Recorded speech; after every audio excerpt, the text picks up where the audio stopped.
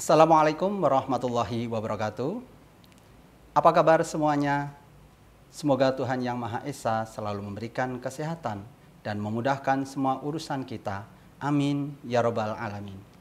Selamat datang kembali di channel YouTube Kuliah Teknokrat dengan saya Parjito dalam mata kuliah Interaksi Manusia dan Komputer. Pada pertemuan kali ini kita akan membahas materi tentang ragam dialog yang berfokus pada aturan dalam perancangan dialog. Sebelum kita masuk pada materi ragam dialog, saya akan menyampaikan capaian pembelajaran materi pada hari ini. Setelah mempelajari materi hari ini, mahasiswa diharapkan mampu yang pertama, menjelaskan prinsip-prinsip perancangan ragam dialog dalam antarmuka pengguna yang efektif dan efisien. Yang kedua, menerapkan aturan-aturan utama seperti konsistensi, feedback, informatif, shortcut, dan error handling dalam desain dialog. Yang ketiga, mahasiswa mampu mengevaluasi antarmuka berdasarkan kemudahan pengguna dan pengalaman pengguna atau user experience. Yang keempat, mahasiswa mampu merancang ragam dialog yang ramah pengguna dengan memperhatikan kebutuhan pengguna pemula maupun pengguna yang mahir. Rekan-rekan mahasiswa sekalian, kita mengetahui betapa pentingnya kita bisa berdialog antara satu dengan yang lainnya. Seperti halnya berdialog antara manusia dengan manusia, yang mana apa yang kita sampaikan itu dapat dimengerti oleh lawan kita saat berdialog. Artinya, lawan dialog kita memahami apa yang kita sampaikan atau yang kita inginkan. Nah, yang akan kita bahas kali ini adalah bagaimana caranya kita berdialog dengan teknologi yaitu komputer melalui sistem. Cara berdialog dengan komputer itu banyak caranya, banyak ragamnya. Artinya bagaimana komputer memahami apa yang diperintahkan oleh user. Jadi, apa itu ragam dialog? Berikut adalah pengertian ragam dialog jika ditinjau secara umum maupun interaksi manusia dan komputer. Kalau secara umum, dialog adalah proses komunikasi antara dua atau lebih agen dalam dialog. Makna harus dipertimbangkan agar memenuhi kaidah semantis dan pragmatis. Sedangkan kalau dari segi interaksi manusia komputer, dialog merupakan pertukaran instruksi dan informasi yang mengambil tempat antara user dan sistem. Agar antara user dan sistem dapat berdialog dengan mudah, maka ada aturan-aturan dalam perancangan ragam dialog. Berikut ini adalah aturan-aturan perancangan ragam dialog. Yang pertama, pegang teguh konsistensi. Yang kedua, sediakan shortcut bagi pengguna. Ketiga, sediakan feedback yang informatif. Keempat, sediakan error handling yang mudah. Kelima, izinkan pembatasan aksi. Keenam, sediakan fasilitas bantuan atau help. 7. Kurangi beban ingatan jangka pendek. Berikut saya akan menjelaskan satu persatu, mulai dari pegang teguh konsistensi.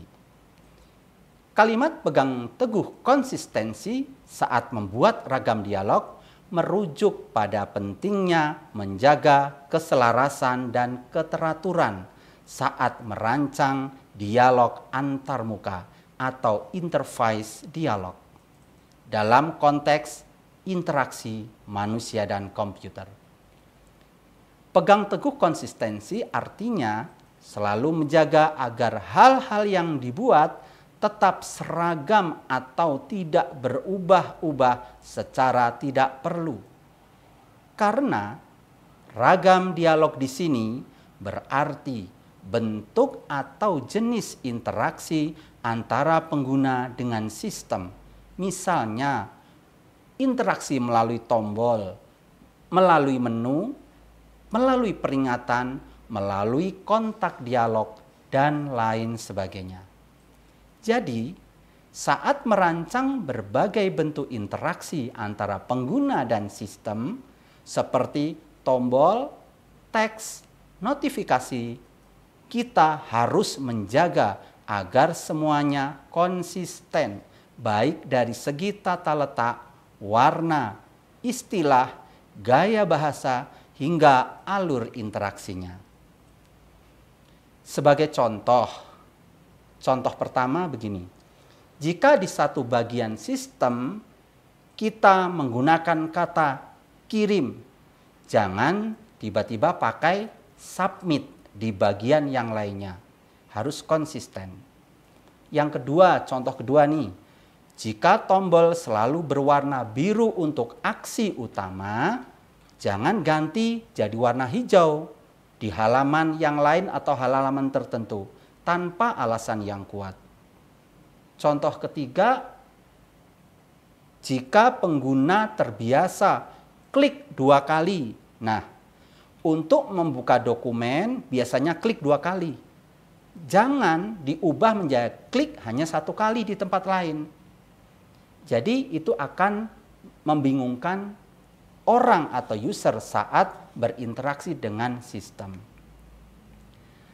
Kenapa konsistensi itu penting? Karena mengurangi kebingungan pengguna. Yang kedua, meningkatkan kenyamanan dan efisiensi. Yang ketiga, membuat pengalaman pengguna jadi lebih mulus dan profesional. Rekan-rekan mahasiswa yang saya banggakan, itu tadi penjelasan tentang pegang teguh konsistensi. Selanjutnya, ini adalah sediakan shortcut bagi pengguna aktif.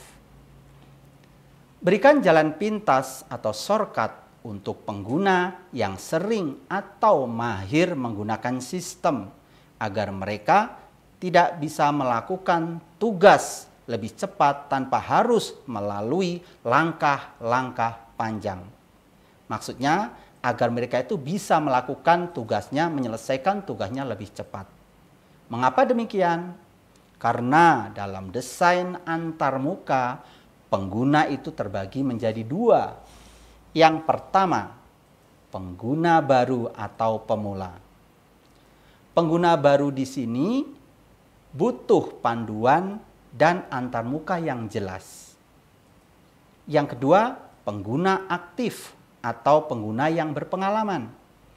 Untuk pengguna ini, pengguna yang sudah paham sistem.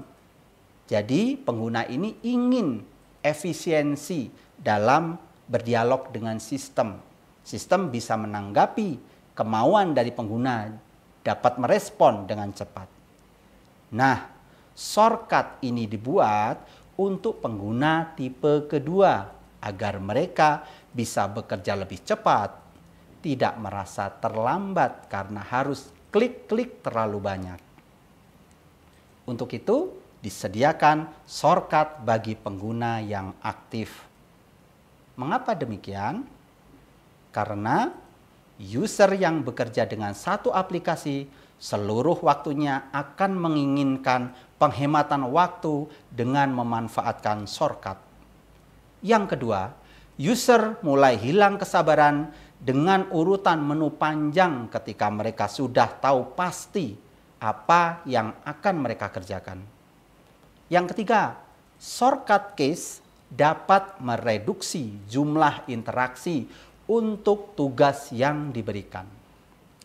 Yang keempat, desainer dapat menyediakan fasilitas makro bagi user untuk membuat shortcut bagi dirinya sendiri. Dan dengan shortcut pastinya membuat user lebih produktif. Nah, Kenapa shortcut itu penting? Karena efisien waktu bagi pengguna berpengalaman, meningkatkan kepuasan pengguna, mengurangi kelelahan klik-klik berulang-ulang, dan mendukung alur kerja cepat. Aturan dalam perancangan dialog yang selanjutnya atau yang ketiga yaitu sediakan feedback yang informatif.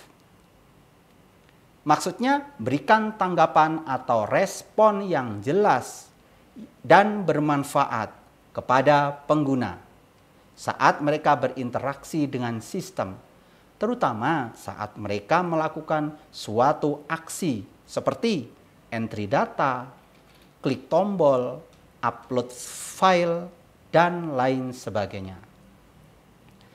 Setiap aksi dari user harus ada feedback dari komputer untuk menunjukkan hasil dari aksi tersebut. Misalnya, jika user mengklik sebuah button, harus secara visual ada perubahan bentuk atau bisa juga berupa bunyi yang mengindikasikan komputer telah meresponnya. Nah, informasi feedback itu sangat penting bagi user. Misalnya begini, jika komputer sedang melakukan proses tertentu, maka itu perlu ada informasi yang harus disampaikan ke user melalui tampil di monitornya. Feedback di sini adalah cara sistem memberitahu pengguna bahwa aksi mereka berhasil atau gagal, bahwa proses sedang berlangsung, ada kesalahan yang perlu diperbaiki, sesuatu telah berubah setelah aksi dilakukan. Nah, itu feedback. Feedback cara memberitahukan ke user lewat sistem ataupun sistem memberikan umpat baliknya ke usernya. Sedangkan maksud dari informatif itu artinya pesan feedback itu tidak ambigu, memberi detail yang cukup agar pengguna tahu apa yang terjadi dan apa yang harus dilakukan selanjutnya. Saya akan memberikan contoh feedback yang informatif dan feedback yang kurang baik. Nah, kalau feedback yang informatif, contohnya begini. Situasinya itu pengguna klik simpan. Nah, feedback informatif dari sistemnya memberitahu tugas berhasil disimpan pada 6 Mei 2025 pukul 14.32. Itu contoh feedback yang informatif. Contoh lain misalnya gini, situasinya, kondisinya gagal login. Feedback informatifnya password salah. Coba lagi atau klik lupa password. Nah, contoh lain misalnya upload file terlalu besar. Feedback informatifnya ukuran file melebihi batas 10 MB misalnya. Silahkan kompres atau pilih file lainnya. Itu contoh dari feedback yang informatif. Kalau contoh dari feedback yang tidak informatif, contohnya begini. Situasinya itu adalah gagal simpan. Feedback buruknya error. Hanya error gitu saja. Tidak jelas kenapa error. Contoh lain, login gagal. Feedback buruknya login gagal. Tidak tahu salahnya yang mana gitu. Contoh yang lain lagi misalnya field kosong. Terus feedback buruknya itu ada kesalahan. Jadi sangat membingungkan kesalahannya di mana gitu. Itu contoh dari feedback yang tidak informatif. Jadi, kenapa feedback informatif itu penting? Feedback informatif penting karena pertama, meningkatkan pengalaman pengguna. Yang kedua, menghindari frustrasi. Ketiga, membantu pengguna memperbaiki kesalahan. Dan yang keempat, membuat sistem terasa hidup dan responsif. Baik, untuk selanjutnya adalah aturan perancangan dialog. Sediakan error handling yang mudah.